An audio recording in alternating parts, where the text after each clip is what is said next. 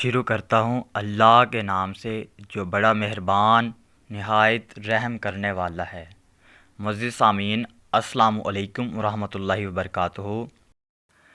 آپ صلی اللہ علیہ وآلہ وسلم نے فرمایا، اپنی ضروریات کو پورا کرنے کے لیے رازداری کے ساتھ کام لیا کرو، کیونکہ ہر نعمت والے سے حسد کیا جاتا ہے، یعنی اپنی نعمتوں میں دکھاوا کرو تو حسد کا خطرہ ہے۔ محمد الرسول اللہ صلی اللہ علیہ وآلہ وسلم نے ارشاد فرمایا، اللہ تعالیٰ نرمی کرنے والا ہے اور نرمی کو پسند فرماتا ہے، اور نرمی کی بنا پر وہ کچھ عطا فرماتا ہے جو درشت مزاجی کی بنا پر عطا نہیں فرماتا۔ وہ اس کے علاوہ کسی بھی اور بات پر اتنا عطا نہیں فرماتا۔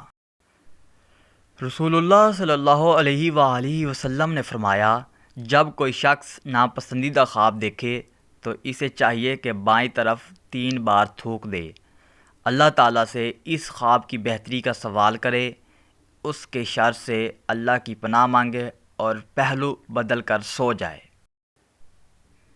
سیدنا عبداللہ بن مسعود رضی اللہ تعالیٰ عنہ فرماتے ہیں کہ حضرت صلی اللہ علیہ وآلہ وسلم نے ارشاد فرمایا کہ قیامت کے روز انسان کے قدم حساب کی جگہ سے نہ ہٹ سکیں گے جب تک کہ اس سے 5 چیزوں کا سوال نہ ہو جائے گا۔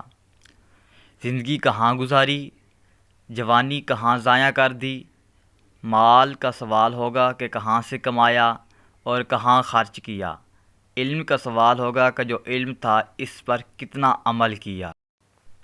نبی کریم صلی اللہ علیہ وآلہ وسلم نے ارشاد فرمایا، جس نے مصیبت زدہ کو صبر دلایا اسے مصیبت زدہ جیسا ثواب ملے گا۔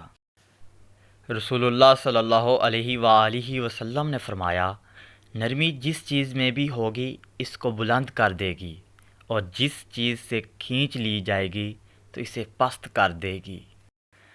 نماز کے بعد اپنی جگہ بیٹھے رہنا۔ رسول اللہ صلی اللہ علیہ وآلہ وسلم نے فرمایا، تم میں سے کوئی شخص نماز کے بعد اپنی جگہ پر بیٹھا رہے تو فرشتے اس وقت تک اس کے لیے مغفرت کی دعا کرتے ہیں جب تک اس کا وضو نہ ٹوٹ جائے۔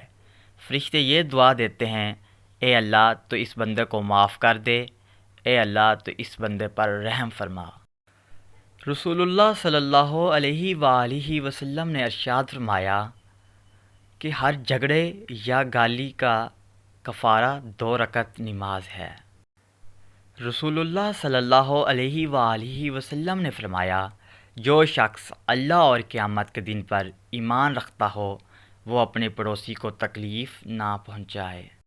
تمام دوستوں سے دعا کی اپیل ہے، درود پاک پڑھتے رہیے اور ہمیں بھی دعاؤں میں یاد رکھیے۔ جزاک اللہ خیرہ، اللہ حافظ۔